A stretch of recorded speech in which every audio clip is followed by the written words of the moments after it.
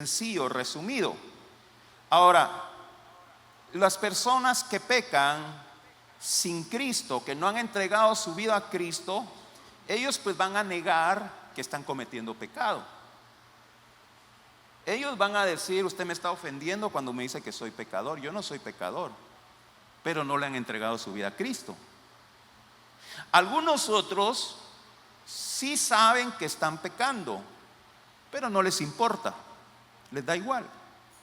Sí, yo sé que estoy mal, yo sé que estoy pecando, pero ni modo, no me importa.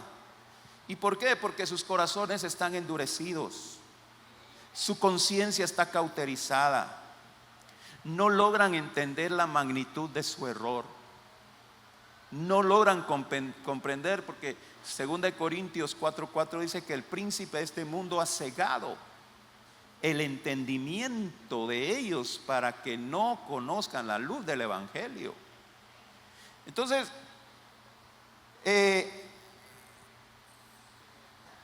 su concepto de pecado es muy liviano.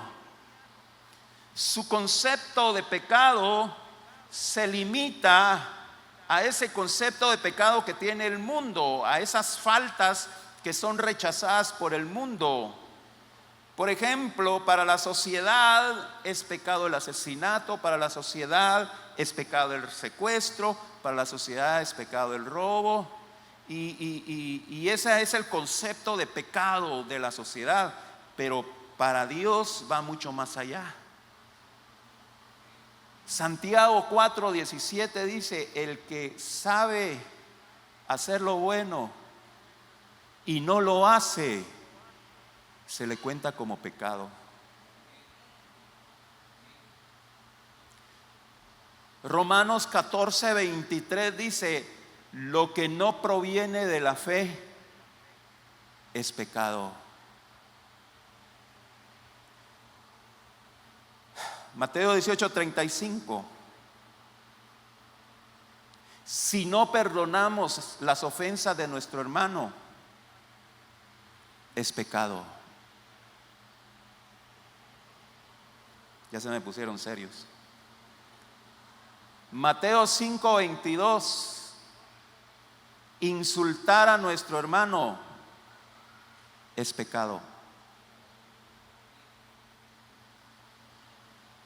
Siempre en Mateo 5, solo que en el versículo 28, desear a alguien en su mente es pecado. Juan 8:44: mentir es pecado. ¿Verdad? Entonces, el concepto de pecado de la Biblia es muy diferente al concepto de pecado del mundo. Amén. Porque para el mundo, dice un hombre casado, dice: a esa mujer me gusta, y para él no es pecado codiciarla. No voy a hacer nada con ella porque yo estoy casado, no voy a ir a buscarla, pero la deseo en mi corazón. Entonces para él eso no es pecado, porque sí la está deseando, pero no la está buscando. Pero para Dios sí es pecado. Yo no sé si usted me está entendiendo esta mañana. Si alguien me ofendió y no perdono, para el mundo eso no es pecado. Para el mundo eso es tener dignidad, ¿verdad? Yo no me voy a rebajar a perdonar a este. Entonces para el mundo no es pecado, pero para Dios sí es pecado. Y el problema, iglesia, es que algunos cristianos tienen la misma mentalidad. No le creen a la Biblia, le creen al mundo. Entonces cometen faltas y no las consideran pecado, aunque para Dios sí lo son. Y esa es la obstinación. ¿Es qué? La obstinación. Lo que le reclama el profeta Samuel a Saúl: era un obstinado. Y le dice el profeta Samuel a Saúl: la obstinación es como el pecado de adivinación, la brujería. se cierran a creer que solo ellos tienen la razón y no consideran obedecer la enseñanza de la Biblia. Hermano, su forma de actuar, su forma de pensar no le agrada a Dios. No, dicen. Yo estoy bien, usted está mal. No se meta conmigo. Métase en sus asuntos. Obstinado, cerrado. Hermano, no sea pleitista. Es que me provocó. Yo tengo la razón, usted no. Obstinado. La obstinación, hermanos, es el peor error que un cristiano puede cometer. Cerrarse. Mire lo que pasa, que usted está cometiendo esa falta. No, yo no estoy cometiendo ninguna falta. Usted está mal, yo estoy bien. Obstinado. Aquí en Guatemala le diríamos necio, ¿verdad? Ese hermano es necio, cerrado, no entiende razones. Por tanto, nosotros debemos ser inteligentes. ¿Cuántos inteligentes hay aquí? Debemos ser inteligentes y humildes y permitir que el Espíritu Santo nos examine. Hermano, cuando usted discute con alguien, usted quiere tener la razón. Usted quiere tener la razón. No, es que yo estoy bien, él está mal y usted está bravo y viene bravo a la iglesia y anda bravo por todos lados. Usted está en pecado, pero usted dice, no, yo no estoy en pecado porque él tiene la culpa. ¿Sabe lo que dice el apóstol Pablo? El apóstol Pablo dice en esos casos, ¿por qué no mejor ceden? ¿Por qué no mejor perdonan? ¿Por qué no mejor reciben ustedes el insulto con tal de estar en paz con Dios? Amén. El Salmo 139, 23 dice: examíname, oh Dios, y conoce mi corazón. Pruébame y conoce mis pensamientos. No sé si lo pusieron ahí. ¿Lo puede leer conmigo?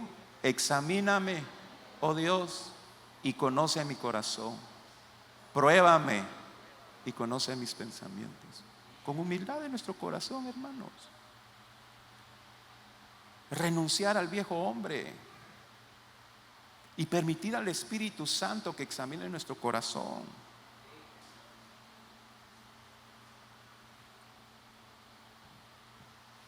Y por eso es que nosotros tenemos que orar por los hermanos que están teniendo actitudes que ofenden a Dios. No los critiquemos, oremos por ellos. Porque cuando usted toma una actitud de criticón, usted también está pecando. Amén. Gracias por esos amenes, hermano.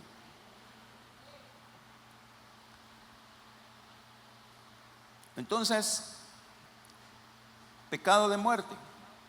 Dice el 17: toda injusticia es pecado, pero hay pecado no de muerte. Entonces queda establecido que el pecado es ofensa contra Dios y el pecado nos aleja de Dios. Lo primero que usted debe de notar, pónganme ahí el versículo 17, ahí está. Mire, toda injusticia es pecado. Lea conmigo: pero hay pecado no de muerte. Yo le pregunto, ¿está en singular o está en plural?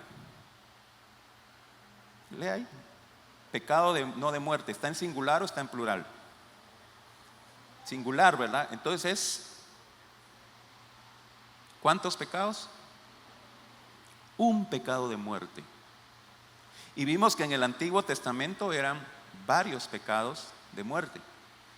Pero aquí, hermanos, en la gracia es un pecado de muerte. Ahí dice: pero hay pecado no de muerte.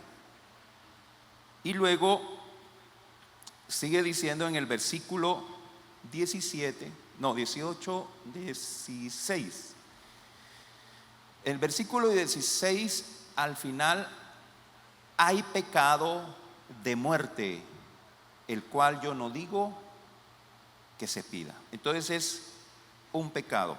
Ahora, esto nos indica, hermanos, que el apóstol Juan, cuando se refiere a los pecados o al pecado de muerte, no se está refiriendo a los pecados del Antiguo Testamento. Entonces, en el Antiguo Testamento, por ejemplo, en Levítico 18:8 dice que es pecado que un hombre tenga relación con la esposa de su papá, es decir, su madrastra, ¿verdad? Eso es pecado. Eso es condenado por Dios. Y ese es un pecado que lleva a la muerte. Aquel hombre que se mete con la esposa de su papá, la condena era la muerte. Ahora vamos a encontrar un caso de esos en el Nuevo Testamento. En Corintios, 1 Corintios capítulo 5, el apóstol Pablo exhorta a la iglesia y le llama la atención fuertemente, porque en la congregación había un hombre que estaba metiéndose con la esposa de su papá. Y el apóstol Pablo dice: ese es un pecado que ni siquiera cometen los paganos, dice, y ustedes lo permiten en la iglesia. Entonces, ¿qué es lo que dice el apóstol Pablo? 1 Corintios 5:5: el tal sea entregado a Satanás para destrucción de la carne, a fin de que el espíritu sea salvo en el día del Señor Jesús. Amén. Esta persona que está cometiendo un pecado de muerte según el Antiguo Testamento, el apóstol Pablo no lo manda a matar, ¿verdad? O sea, de hecho la iglesia no tiene la potestad de matar a nadie, de apedrear a nadie, ¿verdad? No podemos hacer eso. Pero dice el apóstol Pablo: entréguenlo a Satanás. ¿Para qué? Para que sea destruida su carne. Ahora, ¿esa persona se va al infierno? No, a fin de que se restaure su espíritu y sea salvo. ¿Cuántos dicen gloria a Dios? Ahora, hermano, escúchame bien, por favor, mire para acá. ¿Cuál es el pecado de muerte? A ver, pregúnteme, pastor, ¿cuál es el pecado de muerte? El pecado de muerte es rechazar a Cristo. ¿Cuál es el pecado de muerte? La dureza de corazón, la conciencia cauterizada, la obstinación. Ahora, recuerda, hermano, que esto el apóstol Juan se lo está escribiendo a la iglesia, no al mundo. Amén.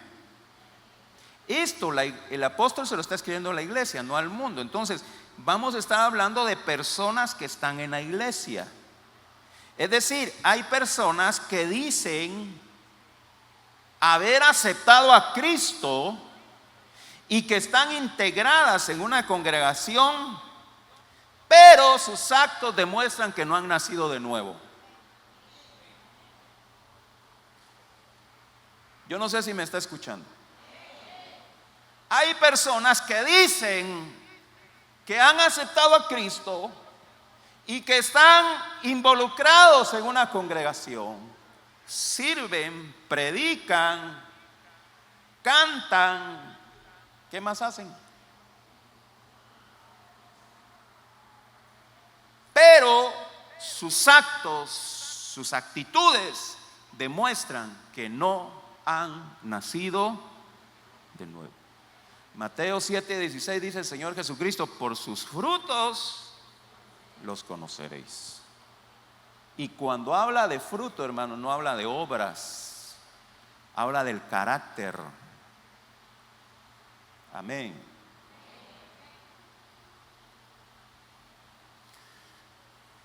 El apóstol, bueno, no sabemos quién escribió Hebreos, pero el escritor de Hebreos dice que estas personas han sido instruidas en el conocimiento de la palabra, pero no le han abierto su corazón a la palabra.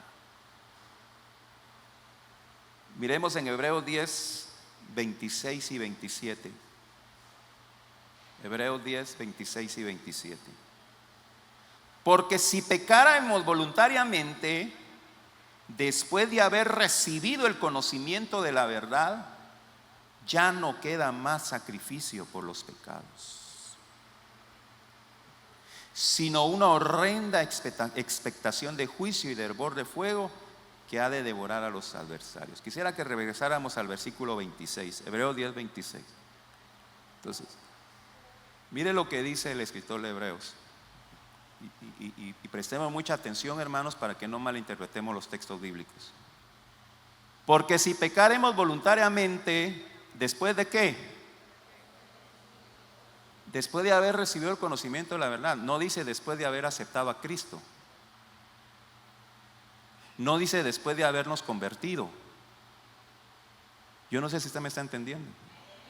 No dice después de haber nacido de nuevo. Dice después de haber recibido el conocimiento de la verdad.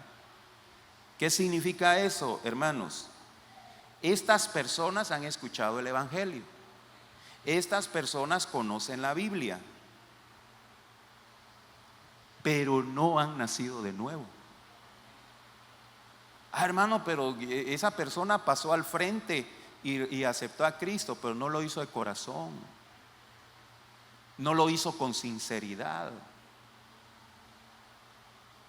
No han nacido de nuevo.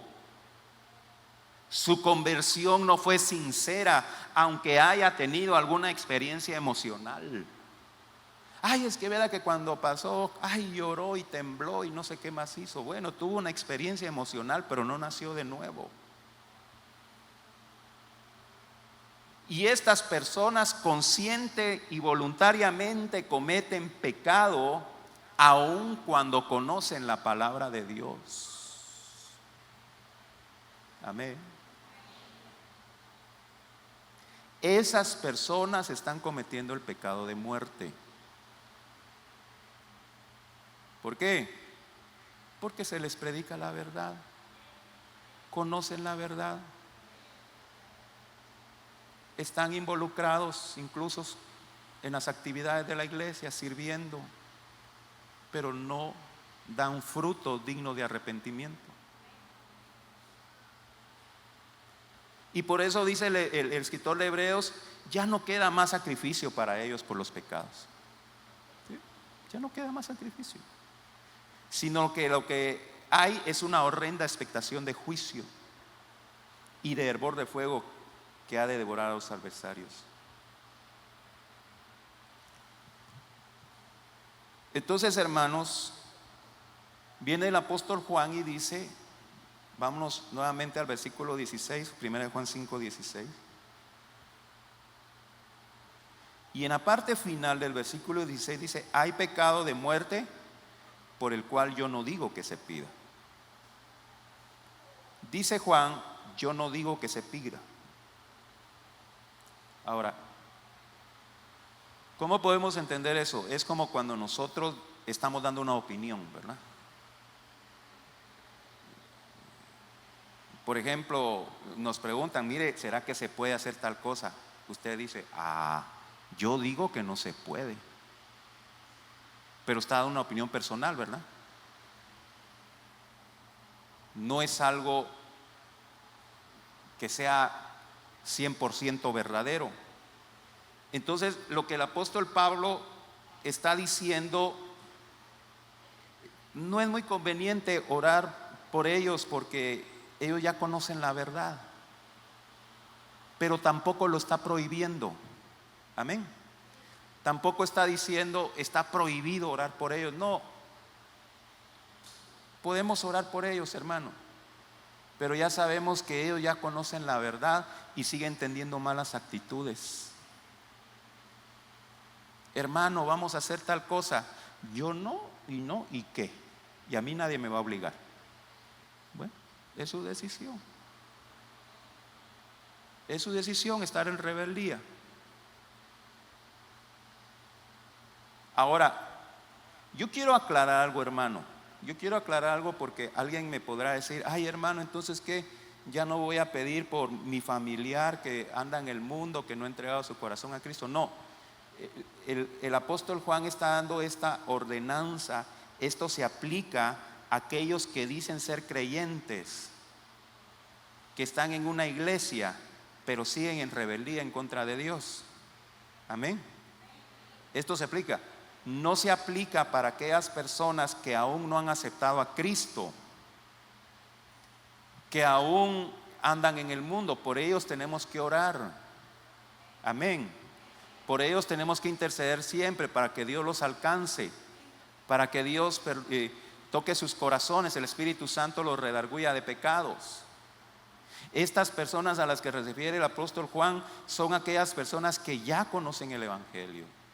Son personas que incluso predican el Evangelio, pero siguen teniendo actitudes de impíos, siguen metidos en chismes, siguen siendo rebeldes, siguen siendo rencorosos, siguen siendo chismosos.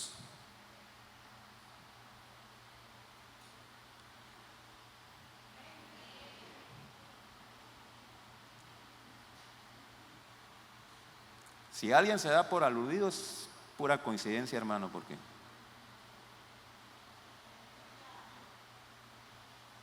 no me va a venir a reclamar, eso lo dijo por mí. Pues sí, lo estoy diciendo por usted, ¿verdad? ¿Por quién?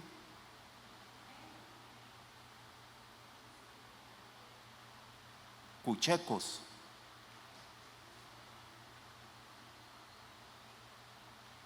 rebeldes, mal encarados,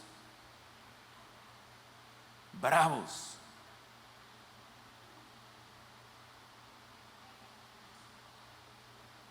Son personas, hermanos, que conocen el Evangelio.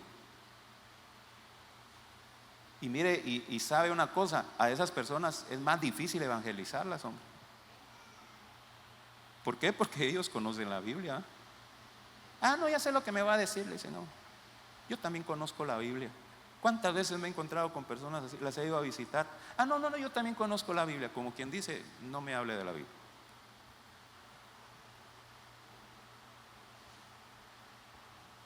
A esas personas se refiere el apóstol Juan. No se refiere a nuestros parientes que andan en el mundo. Por ellos tenemos que orar, por ellos tenemos que interceder. Miren, hermano, hace ya muchos años atrás,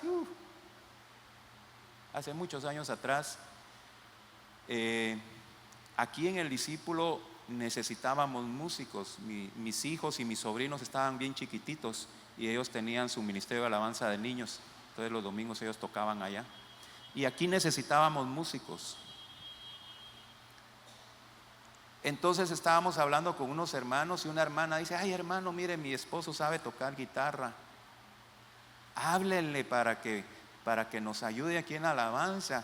Entonces llamamos, hermano, venga, queremos hablar con usted. A ver, dice el hermano, fíjese que necesitamos que nos ayuden en la alabanza. Y su esposa dice que usted puede tocar guitarra. ¿Y sabe qué contestó el hermano?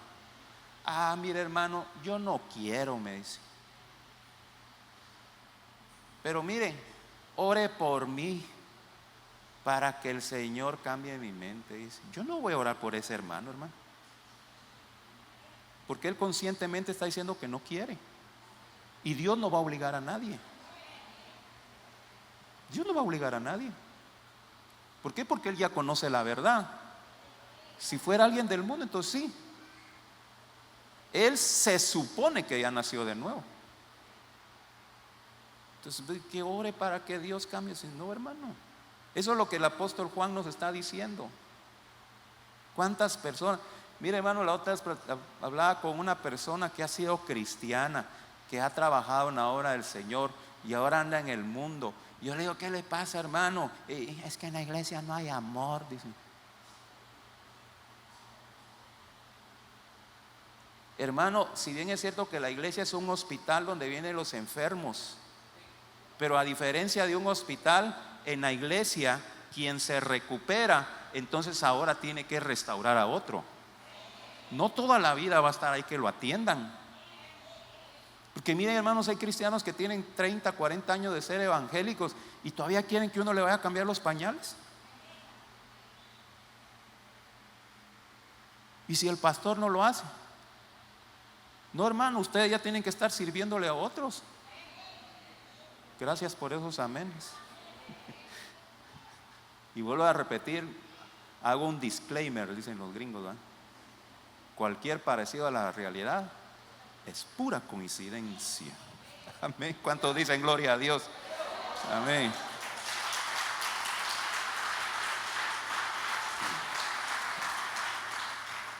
Primera de Juan 5:18.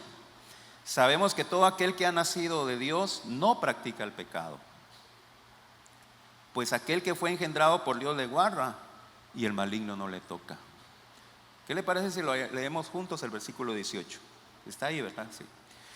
Sabemos que todo aquel que ha nacido de Dios no practica el pecado, pues aquel que fue engendrado por Dios le guarda y el maligno no le toca.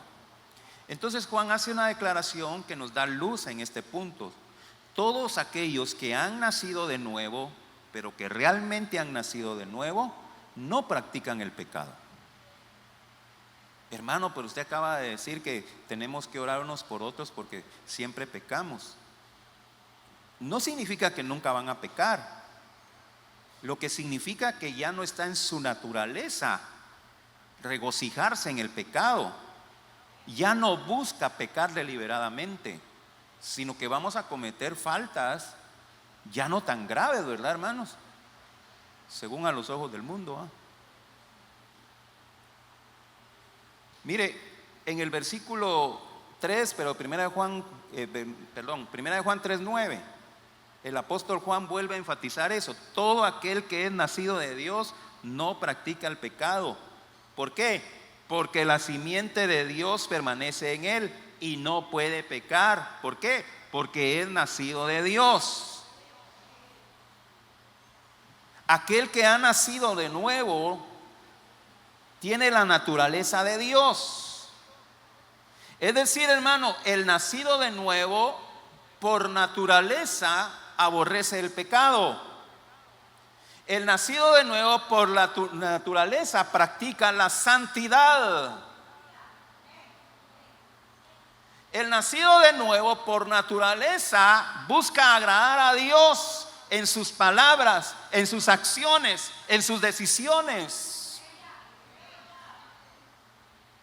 Para un nacido de nuevo no es un castigo, no es una penitencia, no es un sacrificio orar, congregarse, leer la Biblia, servir a Dios. No. Si a usted le parece aburrido venir a la iglesia, examine su corazón. Si a usted le parece aburrido orar, examine su corazón. Si a usted no le gusta leer la Biblia, examine su corazón. Si a usted no le gusta servir a Dios, examine su corazón.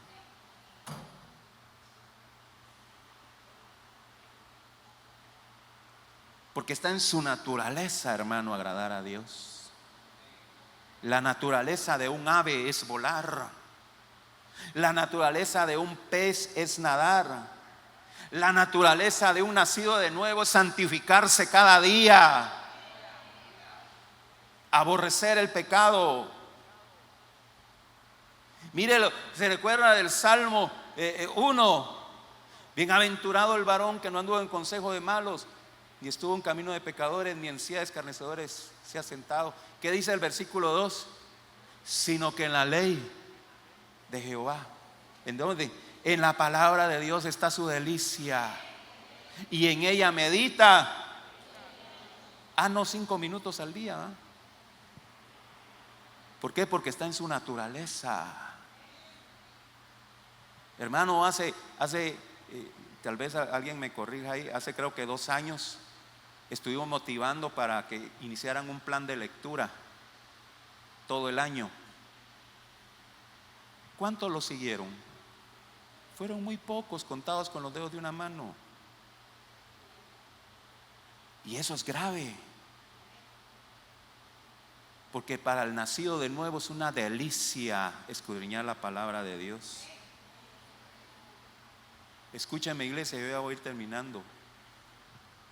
Un nacido de nuevo no anda cayendo y reconciliándose cada rato.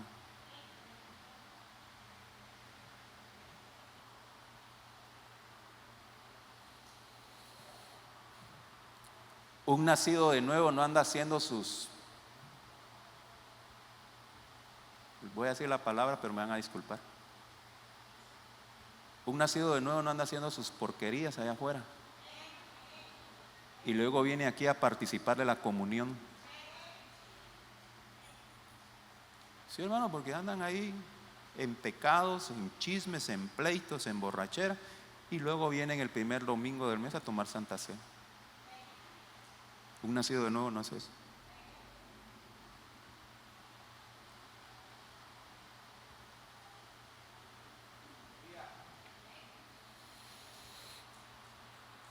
Para ellos perseverar en los caminos del Señor es su razón de ser. Y luego dice, Dios le guarda y el maligno no le toca. Dios le guarda y el maligno no le toca. Yo me acuerdo que antiguamente, y yo no sé si todavía se dice ese dicho, pero antes en la iglesia se decía un dicho que más o menos decía así: el que está en las manos de Dios no hay valiente que lo arrebate. Algunos de ustedes oyeron ese dicho. De una vez le aclaro que ese no es un versículo bíblico, es un dicho, pero quizá está inspirado en esta declaración: Dios le guarda y el maligno no le toca. Somos guardados en las manos de Dios, somos guiados por el Espíritu Santo, y el Espíritu Santo nos da la capacidad de identificar las trampas del enemigo, las tentaciones, para que no caigamos en ellas. Un nacido de nuevo no se aparta jamás de los caminos de Dios.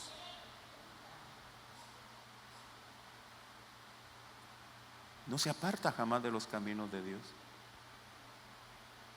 Mire, hermano, tenemos un pleito en las doctrinas de la salvación, un pleito muy grande. Por un lado están los que dicen que la salvación se pierde, ¿va? Entonces andan cayendo, se andan reconciliando, andan cayendo, se andan reconciliando. ¿Por qué? Perdieron la salvación, la recuperaron.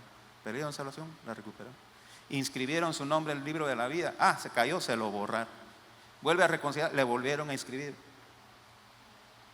Y por el otro lado están aquellos que dicen: salvo, siempre salvo. Ah, no importa, ya soy salvo. No importa si ando borracho, siempre soy salvo. No, hermano. El que es nacido de nuevo no abandona los caminos del Señor. No abandona los caminos. Su nombre está inscrito en el libro de la vida y nunca va a ser borrado. ¿Por qué? Porque persevera hasta el fin.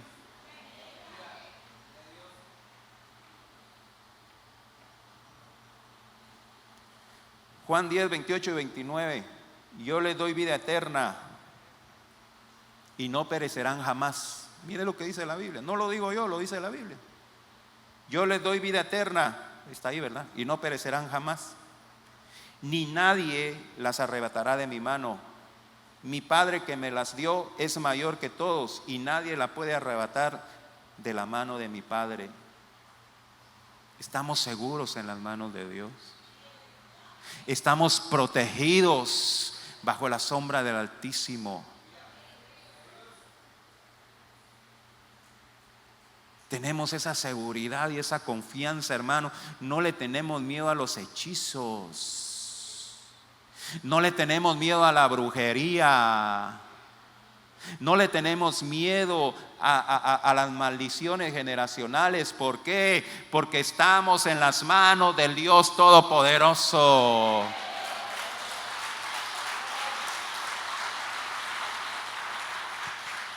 Por eso es necesario, hermano, que usted conozca de la palabra de Dios para que pueda conocer su condición, para que pueda conocer su necesidad, para que pueda conocer la esperanza de salvación en Cristo Jesús, para que pueda ser salvo, libre de pecado y de toda condenación. El famoso versículo Juan 8:32: y conoceréis la verdad y la verdad os hará libres.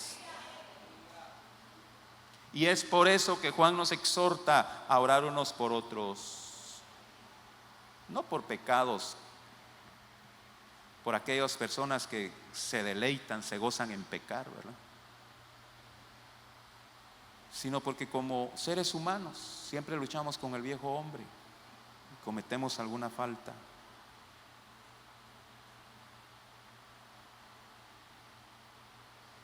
Como aquella mujer que derramó el perfume a los pies de Jesús. ¿Por qué derramó esa mujer el perfume a los pies de Jesús? ¿Sabe por qué, hermano? Porque ella sabía lo mucho que se le había perdonado y estaba muy agradecida por el Señor, por haberle perdonado sus pecados. Lucas 7:38, y estando detrás de él a sus pies llorando, comenzó a regar con lágrimas sus pies y los enjugaba con sus cabellos y besaba sus pies y los ungía con el perfume. Y cuando la gente la empezó a criticar por lo que estaba haciendo, Jesús le dijo: ella hizo eso porque conoce que se le ha perdonado muchos pecados. Y cuando nosotros reconocemos que Dios nos ha perdonado mucho, hermano, nosotros ya no tenemos ganas de pecar. Nosotros tenemos ganas de agradar a Dios. Por eso esta mañana, hermanos, acompañado de la exhortación de que intercedamos unos por otros, también va la exhortación: examinémonos a nosotros mismos. ¿Realmente hemos nacido de nuevo? Y si no, pues los brazos de nuestro Señor están abiertos siempre. Y decirle: Señor, yo necesito de ti, transforma mi mente, mi corazón. Es triste para mí como pastor, hermano. Mire, yo no puedo ahondar mucho en esto porque no puedo. Pero para mí es muy triste, hermano, muy doloroso en escuchar y enterarme de cosas graves que muchos están cometiendo,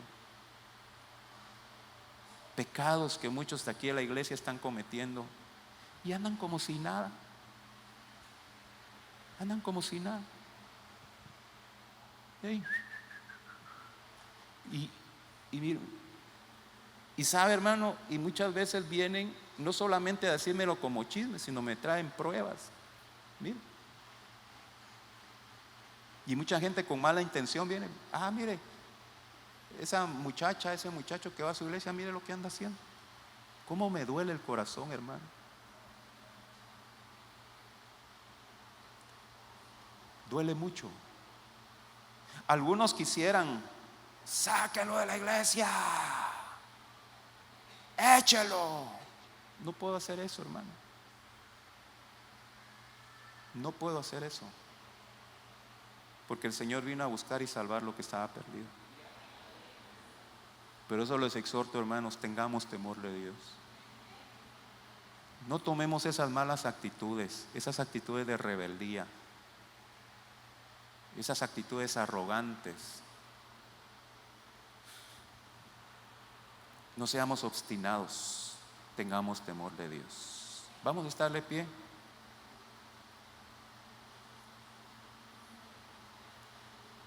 Vamos a estar de pie.